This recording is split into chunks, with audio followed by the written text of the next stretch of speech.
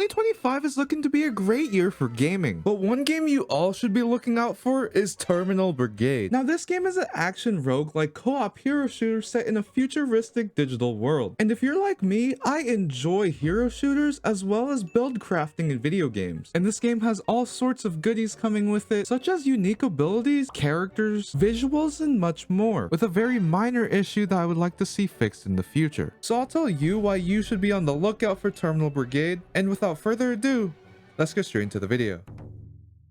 Now, I do want to put out a disclaimer before we continue with the video. All the footage you're seeing in this video is a beta build of the game, which means that everything is not final and is subject to change. But with that being said, you might be asking, what is Terminal Brigade? And as I mentioned earlier, it's an action roguelike co-op hero shooter. So think of games like Risk of Rain, Slay the Spire, Balatro, and games like that, where every time you load into a level, you fight enemies and collect items to make yourself stronger. And every time you die or finish the level, the next time you load in, you can have a whole set of new things to play with. You might have also noticed that I mentioned it's a co-op hero shooter, meaning that you can fight along your friends and create certain team compositions to help you beat the levels. Now, first things first, I gotta say the graphics are really good. The visuals of the characters and the environment are pretty well done, if I do say so myself, and after playing Marvel Rivals, it's great to play a game that's pretty optimized. Aside from that, I got to play with 6 heroes, or whatever you want to call them, and I gotta say they all play very uniquely to each other. You have your traditional AR user, Gloria, who uses turrets and a bow, Max, who uses a buzzsaw, I'm gonna be real, I don't know how to say this guy's name, Aurora with a laser, and my personal favorite, Blade, because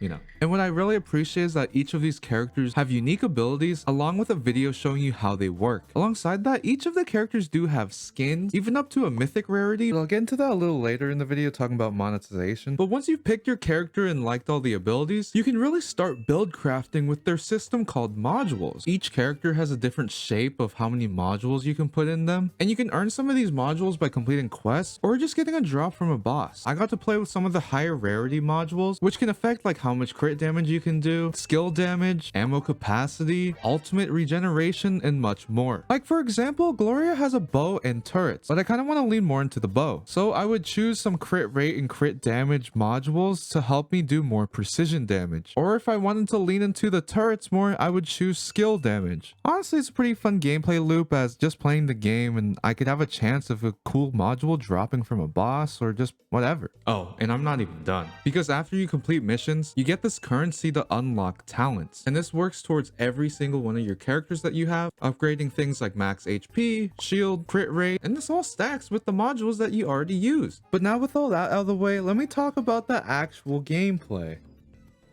Now, in the build that I got to play with, there was only 2 maps. I also played with no fill because the only people I would be matchmaking with are other creators that got access to play on these servers, and I would be sitting there for like 10 plus minutes. But the moment you drop into the world, you get to choose between 3 selection of perks, and these perks will help you decide what kind of a playstyle you're going for. You can go for like a summon build, focus on crit rate and damage, or go for a more defensive build with freezes. And after you pick your perk and finish certain sections of each level, you'll be greeted by more perk selections and a shop system. One that I really enjoyed was this one called Lightning Attack, and it's basically Risk Runner from Destiny and makes all your primary shots do chain lightning. What I also noticed that at the shop, there's these things called relics, and it kind of reminds me of things like Genshin Impact and Honkai Star Rail and all that, with a 2-piece, 4-piece, and whatever set, which gives you certain bonuses like shield, magazine capacity, and so on. And I think they implemented it really well, as you have 8 slots in total, with a 6-piece set being the max bonus. So depending on what kind of build you want to go for, you can go for 2-piece sets or do like a 6-piece 2-piece set to get the max bonus of something like axes or an amulet or whatever. I think it's a very unique way of strategizing how you want to play the game, and it makes each run feel really fresh. To me, this game mode overall feels very similar to something like Simulated Universe in Honkai Star Rail. Obviously, besides being a turn-based, you still get to pick all your buffs and just giga juice the character that you enjoy. But I mean, I can move and shoot and do whatever I want. Now I want to talk about the boss fights. Now I do want to give my props. The cutscenes are pretty well done and the boss designs are pretty nice, but this is kind of where I run into some issues personally. Some of these bosses just feel like big bullet sponges. Now granted, it is kind of ironic me being a Destiny player complaining about boss design and being bullet sponges, but I swear there's been some boss fights where I'm literally sitting there for 15 minutes straight just plowing at a boss and the health bar is just barely moving. And maybe it's because I had a bad build. Maybe I'm just stupid. Or it could be I'm playing as a solo and the activity isn't scaled to the amount of players in my like fire team or squad or whatever. If it is scaled, I think they should lower it a bit more as a solo player, but that's just my personal take. Or maybe I was just honestly just using the wrong hero for a certain encounter. Actually, editor's note, funny enough, I literally did this exact boss fight again that I just sped up, and I used Gloria instead, and she like absolutely plowed through this boss, and I finished it in like a minute or two. Maybe Max needs a buff. Maybe Gloria's OP, or maybe Max just needs a severe buff. Because like I think I'm literally about to like kill this guy as I'm doing this voiceover. And I mean, that really just shows like the power of build crafting in this game. Because like I did a full crit build on Gloria in this run. And I mean, it's pretty fun. Like, look at this, look at this. I throw 2 turrets down and I shoot his mouth. And then he's about to die in like 3, 2, 1. Yeah, like it's crazy. But genuinely, that's a very minor complaint that can be fixed quite easily. And the problem probably isn't going to be as relevant if you have a full squad up, since you then can take care of each other's weaknesses. But my second complaint in terms of bosses is the voice line spam. If they're trying to use voice lines to show the pattern of a boss's attacks, I think there's a definitely better way to show that without being super obnoxious about it. Like maybe just put an exclamation mark on top of the boss's head, or you can do like a flash before like an enemy attack, sort of like in Zenless Zero or Sekiro. And I know those are 2 different types of games, but do you really want to be hearing this all day? Pay the price! Pay the price! Oh. No one can understand my hatred!